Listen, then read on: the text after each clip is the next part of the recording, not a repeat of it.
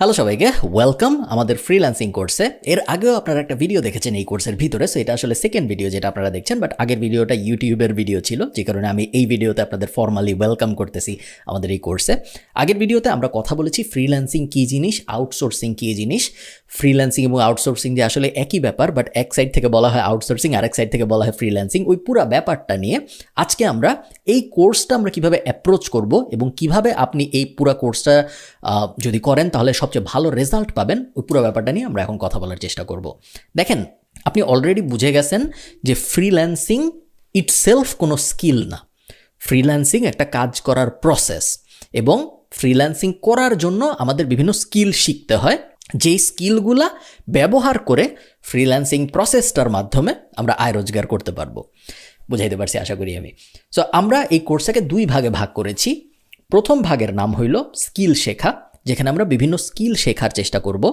Second ভাগের নাম হইল মার্কেট প্লেস পরিচিতি, যেখানে আমরা বিভিন্ন মার্কেট প্লেস বা বিভিন্ন ওয়েবসাইটের সাথে পরিচিত হব, যেই ওয়েবসাইটগুলোর মধ্যে ক্লায়েন্টরা কাজ দেয়, এবং যখন এই কাজগুলো এমন কাজ হবে যেগুলো আমরা যে স্কিলগুলো শিখছি সেগুলো দিয়ে করা সম্ভব, তখন আমরা এই কাজগুলা কিভাবে আমাদের স্কিলগুলো ব্যবহার করে পাওয়া যায়, সো কাজে কিভাবে অ্যাপ্লাই করতে হয়, ক্লায়েন্টকে কিভাবে কনভিন্স করতে হয়, ওই পুরো ব্যাপারটা শেখার চেষ্টা করব এই কোর্সের সেকেন্ড ফেজে। সো কোর্সটাকে আমি যদি ব্রডলি দুই ভাগে ভাগ করি, প্রথম ফেজ হলো স্কিল শেখা। আমরা বিভিন্ন স্কিল শিখব, যে স্কিলগুলা ব্যবহার করে আমরা মার্কেট প্লেসে যাব বা ওয়েবসাইটে যাব যেখানে কাজ পাওয়া যায়, সেকেন্ড ফেজ। এবং এই ফেজে আমরা কাজ পাওয়ার চেষ্টা করব, এবং কিভাবে কাজ পাওয়া যায়, কিভাবে আমাদের প্রোফাইল সাজাইতে হয়, মূলত ওই পুরো কাজের যে সাইটটা, অ্যাপ্লিকেশন, ক্লায়েন্ট ডিলিং, ওই সব ব্যাপারগুলো আমরা সেকেন্ড ফেজে শিখব।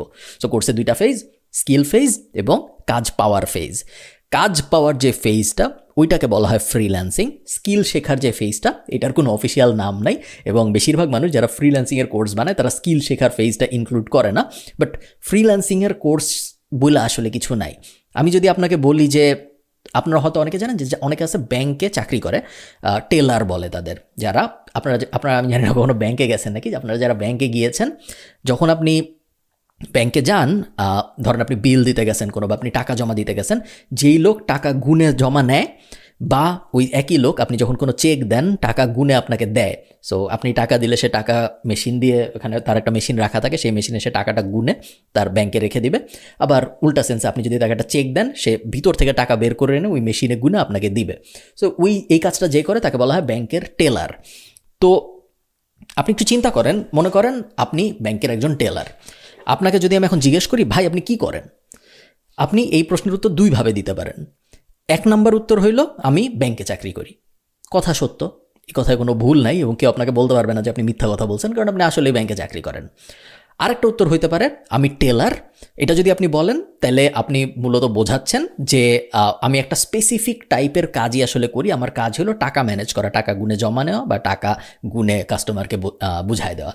সো আপনি একই প্রশ্নের উত্তর দুইভাবে দিতে পারেন, এক হইল আমি চাকরি করি, আরেক হইল আমি টেলার।